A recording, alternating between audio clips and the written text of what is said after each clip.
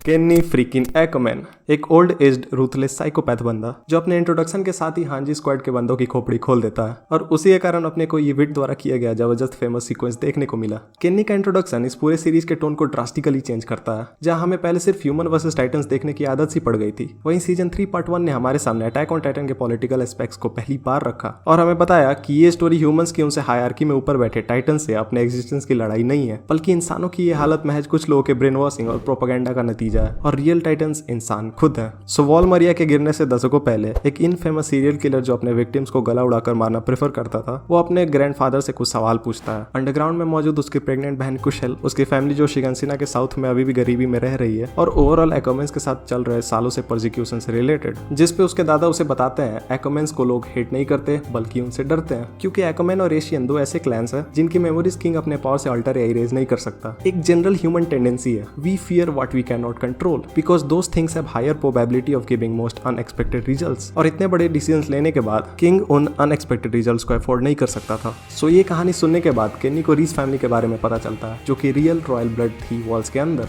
जिसके खोज में केन्नी लग गया और फाइनली उसकी लाइफ यूरी रीस से मिलने के बाद बदल जाती है, जब यूरी केन्नी से सदियों से एक्वामैन्स पे हो रहे अत्याचार के लिए माफी मांगता है और इमीडिएटली उनका परसिक्यूशन रोक देता है। Well the funny thing is Kenny को कभी अपने फेलो क्लैन मेंबर्स की फिक्र थी ही नहीं और ना ही उसकी ऐसी कोई डिमांड थी, बट यूरी से मिलने के बाद केन्नी को अपने लाइफ का एक और पर्पस मिला, जिसमें वो यूरी की तरह ग्राउंडेड और कंपैशनेट बनना चाहता था और दुनिया को यूरी की नजर से देखना चाहता था। बट जल्दी उसे पता चलता है कि यूरी की ये सारे बिहेवियरल ट्रेट्स आर्टिफिशियल है और उसकी टाइटन पावर से आते हैं, जिसके बाद उसने इस पावर को हासिल करना अपने लाइफ का अगला टारगेट बनाया। On the other side Kenny वापस अंडरग्राउंड जाता है अपनी बहन कुशल को देखने, जहाँ उसकी मौत ऑलरेडी हो चुकी होती है, जिसके बाद केन्नी लीवाई को अडॉप्ट करता है और उसे अपने सारी असैसिन वाली स्किल सिखाता है ताकि लीवाई अंडरग्राउंड में सर्वाइव कर पाए और बाद में उसी की तरह अंडरग्राउंड से फ्री होकर दुनिया देख पाए। बाहर से केन्नी काफी कॉन्फिडेंट और नार्सिसिस्ट लगता होगा, जो ये समझता था उसे पता है कब क्या करना सही है एंड ये बिहेवियरल ट्रेट उसके जैसे पावरफुल बंदों में होना लाजमी भी है। But at the same time Kenny के अंदर सेल्फ एम्पैथी की काफी कमी थी और इसके कारण वो खुद के लाइफ को भी एक टेम्पोररी चीज मानता था, जिस वजह से उसने लीवाई को सही टाइम आने पर छोड़ दिया, which ultimately broke Levi's heart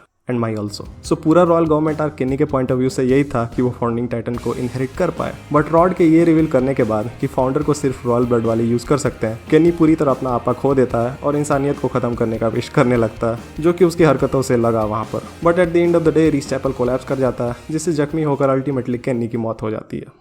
Kenny वैसा बंदा था जो पावर के लिए कुछ भी कर सकता था, बट ये पावर की डेफिनेशन उसके लिए कभी क्लियर थी ही नहीं, जिसके कारण हमेशा उसके अचीव किए गए गोल्स पॉइंटलेस बनते गए। Humans create their goal and achieve them just for the sake of getting another goal, और इन द एंड इंसान कहाँ जाके रुकेगा उसे खुद ही नहीं पता, बट वो बढ़ता रहता है जब तक उसमें जान है। केन्नी का मरने से पहले लीवाई को टाइटन सीरम देना उसकी अचीव की गई कंपैशन को शो करता है, which signifies Kenny won just before he died, giving humanity a chance to fight.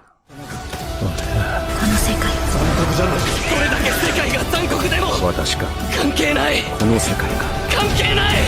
どれだけ世界が恐ろしくても戦えライナー出て戦え取った